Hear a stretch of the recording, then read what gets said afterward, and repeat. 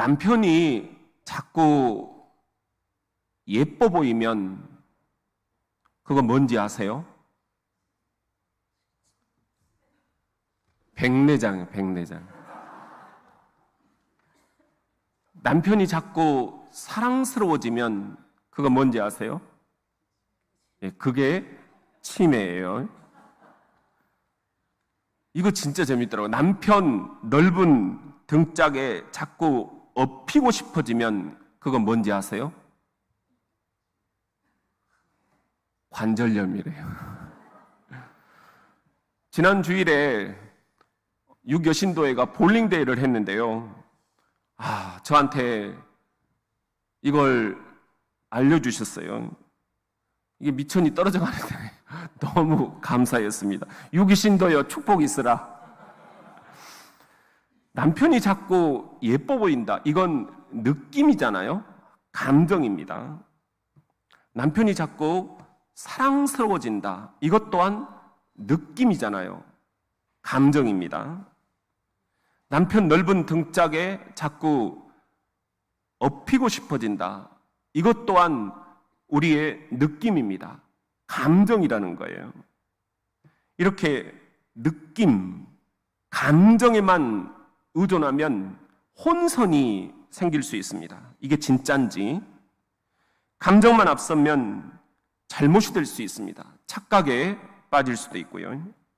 오해를 빚을 수도 있습니다. 그래서 신앙생활을 이렇게 느낌으로만, 감정으로만 하면 절대 안 된다라는 이야기입니다. 그렇다면 신앙생활은 무엇으로 해야 된다? 믿음으로 해야 된다. 한번 따라 합시다. 신앙생활은 믿음으로 해야 된다.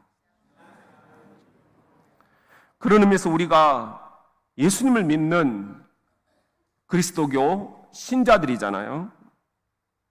신앙생활을 할 때 죽을 때까지 꼭 기억해야 할 핵심 교리가 있어요. 좀 말이 어렵습니다. 어렵지만 종교개혁을 단행했던 마르틴 루터는 어렵더라도 이 교리를 꼭 그리스도교 신자라면 기억하고 있어야 합니다. 이 교리는 교회가 죽고 살 수 있는 핵심 중의 핵심 교리다. 그렇게 이야기를 했습니다. 그게 뭔지 아십니까? 한번 따라해 볼까요? 이신칭의. 여러분들 한번 들어보셨죠? 한자어로 우리말로 이렇게 번역이 되어 있어요. 이 뭐뭐로써, 그리고 믿을 신, 그리고 일컬을 칭, 오를 의, 이것을 합치면은 어떻게 되나요? 믿음으로써 의롭다, 옳다, 일컬음을 받는다. 그런 뜻입니다. 오늘 본문에 이 이신칭의 교리가 정확하게 설명이 되어 있습니다. 오늘 본문 말씀 로마서 5장 1절 전반절에 보면은 그러므로 우리가 믿음으로 의롭다 하심을 받았으니 이렇게 시작이 돼요. 믿음으로 의롭다 하심을 받았다. 이게 한자로 이신칭의. 우리 선교사들이 초창기에 이 핵심 교리를 이렇게 한자로 풀어가지고 알려주신 거예요. 이게 지금까지도 우리들에게 그대로 내려오고 있어요. 이신칭의, 예수 그리스도께서 십자가에 달려 죽으시고 다시 살아나신 것을 믿음으로, 그분의 의로 우리의 모든 죄가 사함을 받고 구원을 받고 우리 또한 예수님처럼 의롭게 되었다. 그런 뜻입니다. 주님께서 이제 저와 여러분을 향해서 너는 죄 없다, 너는 의롭다, 그렇게 인정을 해 주셨다라는 그런 말씀인 거죠. 그렇다면 이신칭의, 믿음으로 의롭게 하심을 받으면 우리는 어떻게 되는 걸까요? 하나님과 화평을 누리게 됩니다. 부부싸움을 했어요. 화가 난 남편과 아내 서로 말도 섞지 않습니다. 남편이 다음날 회사에 일찍 나가야 해서 메모지에다가 아내에게 이렇게 써서 건넸습니다. 내일 7시에 깨워줘. 그런데 아침에 일어나 보니까는 7시가 지나서 8시인 거예요. 화가 난 남편, 아내를 노려보았습니다. 아내가 손짓하는 곳에 메모지가 한 장 붙어 있는 거예요. 여보, 7시에 일어났어요. 이 부부 갈등 답이 없어요. 한쪽이 이겨도 이긴 게 아니더라고요. 저도 싸워보니까 저만 모질이가 돼요. 반드시 아내의 보복이 있습니다. 진정으로 부부 갈등이 치유되고 화평을 이루는 방법은 제가 보니까 딱 하나예요. 금을 소중히 여기는 거예요. 뭔 금일까요? 부부가 살아가고 있는 지금. 우리 이거 알잖아요. 싸울 시간이 없습니다. 지금을 소중히 여겨야 됩니다. 내가 이렇게 얘기를 했더니 어떤 분이 아니라고 하시는 거예요. 지난 목요일 이 여신도의 회원들이 정신 식사를 하고 보문산 치유의 숲에 제가 모시고 가서 산책을 한 바퀴 했어요. 그리고 차를 마시는데 거기서 아니라고 하시는 거예요. 부부 갈등을 한 방에 잠재우고 화평을 이루는 방법은 지금이 아니라 딴 금이라는 거예요. 뭔 금? 입금이래요. 우리 한번 따라합시다. 세상 최고의 금은 입금입니다. 부부 갈등을 치유하고 화평을 이루는 것도 이렇게 중요하거든요. 하물며 신앙생활에서 더 중요한 화평이 있습니다. 뭔 화평일까요? 하나님과 화평을 이루는 것입니다. 오늘 본문이 그 말씀입니다. 로마서 5장 1절 하반절에 보면은 우리 주 예수 그리스도로 말미암아 하나님과 화평을 이루자. 믿음으로 여러분이 의롭다 하심을 받았다면 그 증거가 나타나야 되는데 그 증거는 뭐냐? 하나님과 화평을 이루라는 그런 말씀이에요. 여기 나오는 화평은 성경 헬라어로 에이레네. 이건 구약 성경에 보면은 우리가 이렇게 문자를 보낼 때 앞에 뭐라고 쓰죠? 하나님의 평화가 함께 하시길 바랍니다. 그러면서 샬롬. 에이레네와 샬롬은 같은 의미입니다. 평화, 평안, 화평. 이렇게 우리말로 성경에 번역이 되어 있어요. 근데 이 화평은 환경에 따라서 일이 변하고 절이 변하는 그런 화평이 아닙니다. 본질적으로 가장 근원적인, 가장 성경적인 화평을 이야기합니다. 그렇다면 왜 우리가 하나님과 화평을 이루어야 한다고 하는 걸까? 화평을 이루지 않으면 우리는 하나님과 원수지간이 되기 때문입니다. 화평을 이루기 전에는 우리는 하나님과 원수지간이었어요. 어쩌다가 하나님과 원수지간이 되었을까? 성경은 이렇게 얘기를 합니다.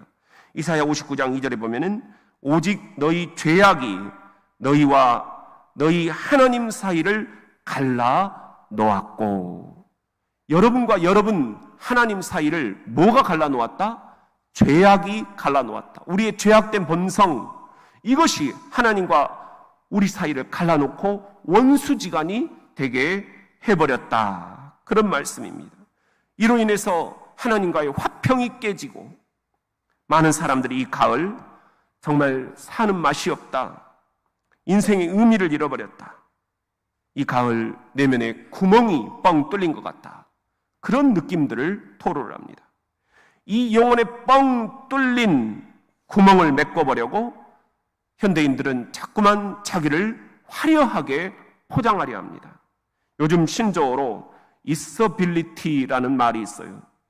있다라는 우리 말과 ability, 능력이라는 영어가 재미있게 합성이 된 신조어예요. 실제로는 그렇지 않은데 있어 보이는 것처럼 자신을 꾸민다라는 거예요. 얼마 전 뉴스에 이런 이야기가 나왔어요. 원룸에 사는 한 여성이 청담동 부잣집에 사는 것처럼 자신의 이 SNS, 인스타나 페이스북에다가 청담동 부잣집에 있을 법한 액세서리, 명품백, 그리고 화려한 가구, 그리고 화려한 옷들을 계속 올린 거예요. 그런데 그 사람의 얼굴은 전혀 안 나타나. 왜? 다 가짜였기 때문입니다. 왜 저렇게 살까? 왜 저렇게 살까? 그게 그 여성의 영혼이 구멍이 뚫려 있다라는 있어빌리티, 있어 보인 척 하려고 하는 짝퉁 심리 때문입니다. 우리에게도 이런 있어빌리티 심리가 있지는 않습니까? 있는 척, 배운 척, 잘난 척하는 거예요. 다 내면이 구멍이 뚫려 있기 때문에 내가 자꾸 척하려고 하는 거예요. 그 구멍을 아무리 화려하게 메꿔본들 금방 허전해져 버립니다.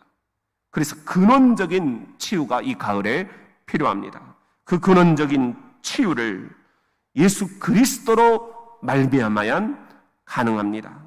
오늘 우리가 읽은 이 로마서 5장 저 뒷부분 10절에 보면은 전반절에 이렇게 돼 있어요. 곧 우리가 원수되었을 때, 하나님과 원수되었을 때 그의 아들 예수 그리스도의 죽으심으로 말미암아 하나님과 우리가 다시 화목하게 되었은즉, 이렇게 기록이 되어 있습니다.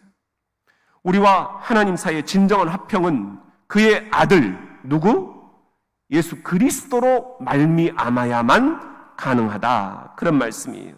이게 신약에서 말하는 화평 에이레네, 구약에서 말하는 화평 샬롬의 본디 뜻입니다. 예수 그리스도로 말미암지 않은 화평은 다 짝퉁 화평이라는 거예요.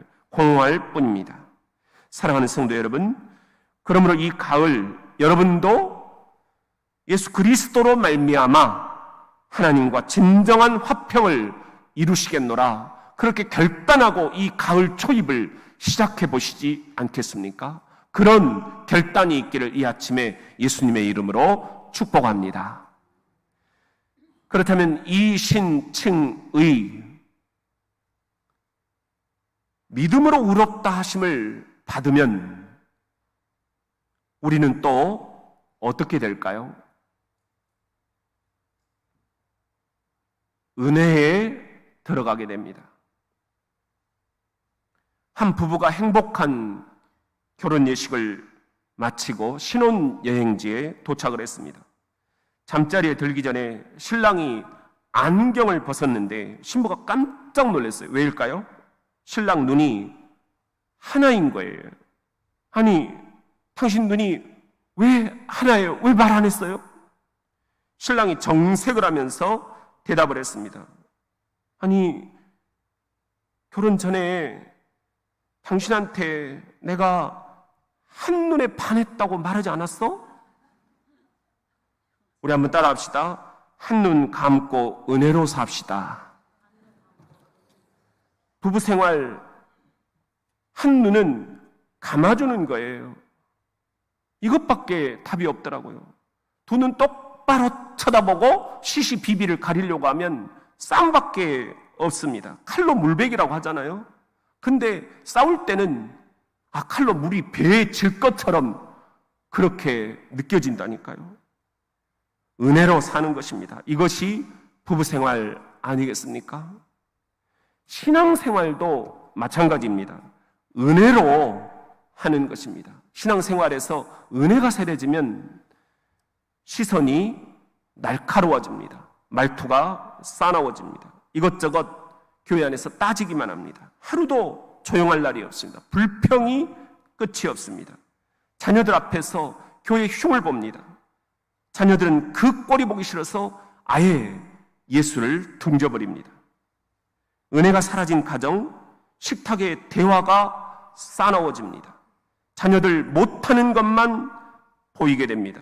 은혜가 사라지면 신앙도 병이 듭니다. 봉사도 억지가 됩니다. 은혜가 사라지면 그래서 아무 유익이 없습니다. 왔다리 갔다리 썬데이 크리스천, 뭐든지 못해 신앙.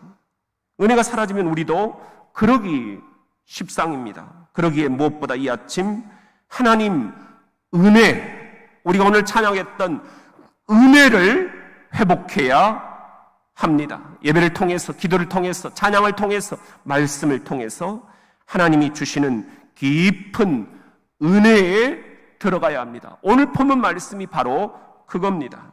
로마서 5장 2절 전반절에 보면은 또한 그로 말미암아 우리가 믿음으로 서 있는 이 은혜에 들어감을 얻었으며, 여기 보면은 믿음으로 의롭다 하심을 여러분이 받았다면 그 증거가 있어야 되는데, 증거가 뭐냐? 은혜에 들어가야 한다. 여기서 은혜에 들어간다 라는 말을 헬라어 성경에서는 프로사고겐 이렇게 얘기를 해요. 그런데 히브리서 4장 16절에도 똑같은 헬라어 프로사고겐이 한 번 더 나옵니다. 그러므로 우리는 긍휼하심을 받고 때를 따라 돕는 은혜를 얻기 위하여 은혜의 보좌 앞에 담대히, 기억나세요? 그 다음이 뭐죠? 담대히 나아갈 것이니라. 나아간다 이렇게 표현이 되어 있어요.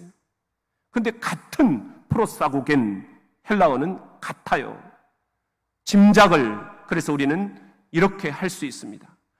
하나님의 은혜에 들어간다라는 말은 다른 말로 하면은 우리가 하나님의 은혜의 보좌 앞으로 담대히 뭐한다?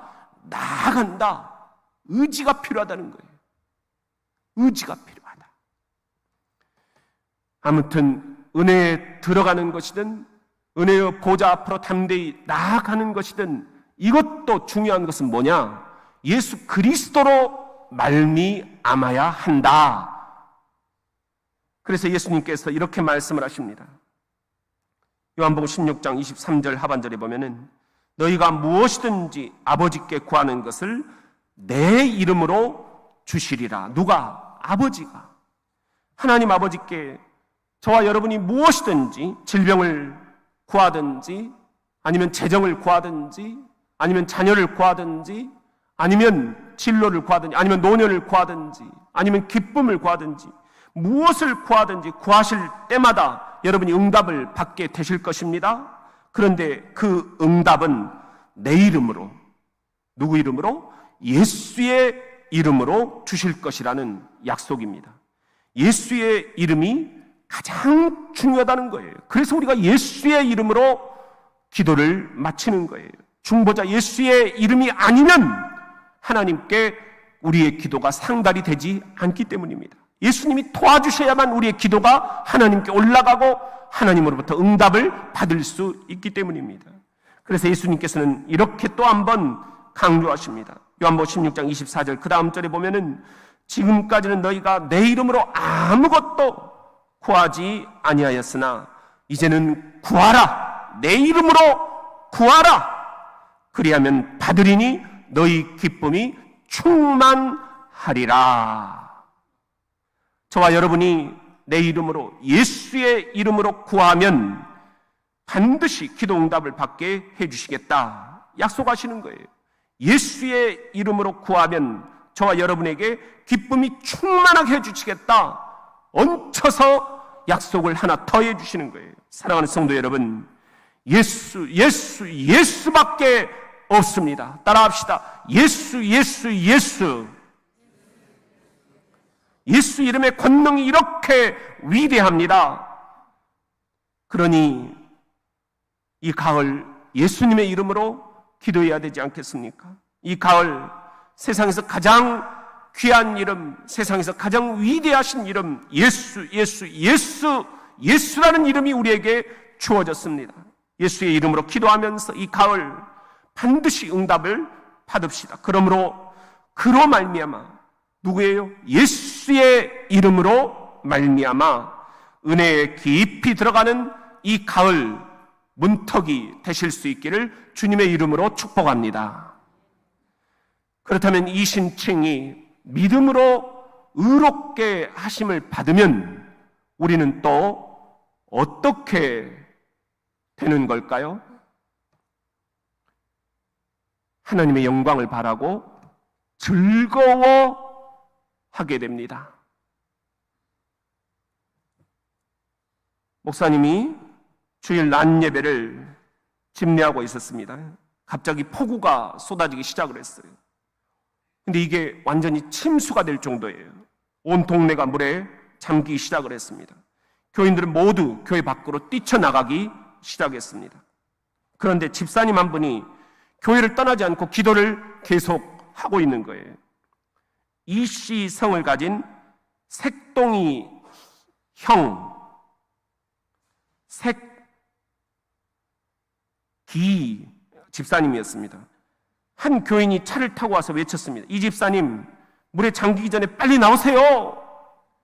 괜찮아요. 하나님이 저를 구하러 오실 거예요. 그 말을 들은 교인은 그냥 가버렸습니다. 물이 이제 무릎까지 차올랐습니다. 한 교인이 보트를 타고 와서 외쳤습니다. 이 집사님, 물에 빠져 죽기 전에 빨리 나와야 돼요. 괜찮아요. 하나님이 내 기도를 들으시고 구하러 오실 거예요. 그 말을 들은 교인도 그냥 가버렸습니다. 이제 물은 목까지 차올랐습니다. 도저히 안 되겠던지 이 집사님이 교회 지붕 위로 올라가가지고 기도를 계속했습니다. 하나님, 어서 오셔서 저를 도와주세요. 한 교인이 헬기를 타고 와서 외쳤습니다. 이 집사님, 빨리 줄을 잡으세요. 괜찮아요. 하나님이 저를 곧 구하러 오실 거예요. 그 말을 들은 교인도 그냥 가버렸습니다. 결국 엄청난 홍수 때문에 이 기 집사님은 죽고 말았습니다. 하나님 앞에 선 집사님 물었습니다. 하나님, 왜 저를 구해주지 않으셨나요? 왜 오지 않으셨나요? 하나님께서 대답하셨습니다. 응급차도 보내주고 구명 보트도 보내주고 구조 헬기도 보내줬는데 뭘 더 바라냐 이 색기야. 송기론 목사님이 쓰신 죽음이 배꼽을 잡다라는 책에 나와 있는 유머예요. 이 책의 부제는 임종 유머와 인문학의 만남 이렇게 돼 있어요. 죽음의 문제 앞에서도 진정한 크리스찬이라면 마냥 슬퍼할 것이 아니라 이것을 유머로 비틀어서 기뻐할 수 있어야 된다. 왜냐? 우리에게는 진정한 기쁨이 기다리고 있기 때문이다. 믿으시면 아멘. 여러분, 죽음이 그렇다면 삶은 오죽하겠습니까? 그런 의미에서 신앙생활은 일단 즐겁고 봐야 됩니다. 일주일 오늘 우리 오명 집사님 기도하신 것처럼 지치고 고난 마음으로 오시는 거예요. 말씀을 통해서, 예배를 통해서, 찬양을 통해서, 기도를 통해서 쉼을 여러분들이 누리고 가시고자 오시는 거예요. 힘을 다시 공급받고자 오시는 거예요. 일주일 살 힘을 여러분들이 찾고자 오시는 거예요. 그렇다면 교회 오셔서 여전히 우리가 찌푸리고 있어서는 안 된다라는 그런 이야기 아니겠습니까? 웃어야 된다라는 거예요. 억지로라도 웃으면 효과는 진짜 웃음과 똑같다라는 그런 이야기예요. 여러분도 많이 그래서 들어보셨잖아요. 월요일은 원래 웃고, 화요일은 화통하게 웃고, 수요일은 수수하게 웃고, 목요일은 목청껏 웃고, 금요일은 금방 웃고 또 웃고, 토요일은 토실토실하게 웃고, 일요일은 일단 웃고 보자. 근데 우리는 진정한 이 크리스찬의 모습을 잃어버린 채 정반대 신앙생활을 하고 있는 것이 아닌지, 월요일은 원래 화내고, 화요일은 화부터 먼저 내고, 수요일은 수 틀리면 화내고, 목요일은 모가지 비틀고 화내고, 금요일은 금방 화내고 또 내고, 토요일은 토하면서 화내고, 일요일은 일단 화내고 보자. 그렇게 살지 말아라. 오늘 본문 말씀이에요. 로마서 5장 2절 하반절에 보시면 하나님의 영광을 바라고 즐거워하느니라. 즐거워하느니라. 믿음으로 여러분이 의롭게 하심을 받으셨으면 아멘 하십시오.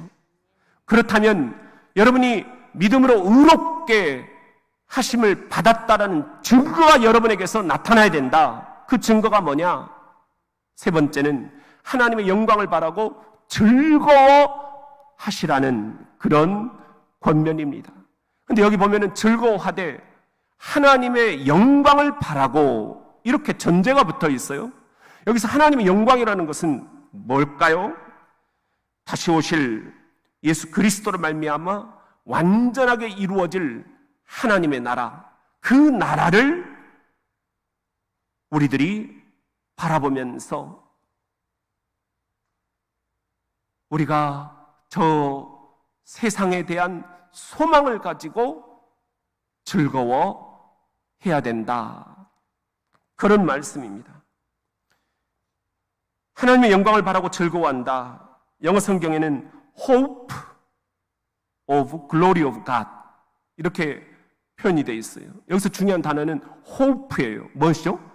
소망, 희망 아니에요? 소망, 우리가 누리는 행복이 이 땅에서 끝나는 행복이라면 반쪽짜리 행복이라는 겁니다.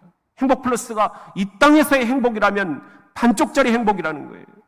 행복 플러스가 궁극적인 행복이 되려면 저 세상에 이르기까지 우리가 그 땅에서 누리게 될 그 영원한 기쁨을 바라보고 우리들이 즐거워할 수 있어야 된다.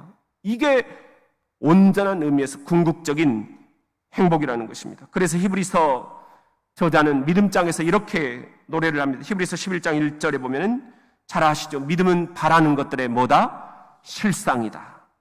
여기 믿음은 바라는 것들에 그랬어요. 바라는 것, 이것이 바로 소망하는 것, 그런 의미입니다. 영어로 hope, 그리고 실상이다 이렇게 돼 있어요. 이건 영어 성경에 보면은 confidence 이렇게 돼 있어요. 자신감이라는 말입니다. 이걸 종합을 해보면은 영어 성경에 이렇게 돼 있어요. 믿음은 바라는 것들의 실상이다. Faith is confidence. 믿음은 자신감이다. 뭔 자신감이냐? In what we hope for. 우리가 희망하는 것들, 우리가 소망하는 것들, 우리가 기대하는 것들 속에서 갖는 자신감이다. 우리가 기도하는 것들은 반드시 이루어질 줄로 믿습니다. 아멘, 아멘, 아멘 하면서 갖는 그 자신감. 내 병은 반드시 고침을 받을 것이다. 이 자신감이 진짜 믿음이라는 거예요. 그런데 우리의 믿음은 얼마나 불안합니까? 그래서 사도 바울은 이렇게 노래합니다. 로마서 8장 18절, 생각하건대 현재의 고난은 장차 우리에게 나타날 영광과 비교할 수 없도다. 현재의 고난, 질병의 고난입니까? 경제적인 고난입니까? 가정적인 고난입니까? 진로의 고난입니까? 직장생활의 고난입니까? 사업의 고난입니까? 인간관계의 고난입니까? 신앙생활의 고난입니까? 인생 자체의 고난입니까? 아무리 버겁더라도 장차 우리에게 나타날 영광, 저 소망과 비교할 수가 없도다. 내가 소망하는 것들에 대해서 얼마나 자신감이 있었으면 사도 바울이 이렇게 노래하겠느냐? 이게 진짜 믿음이 아니겠습니까?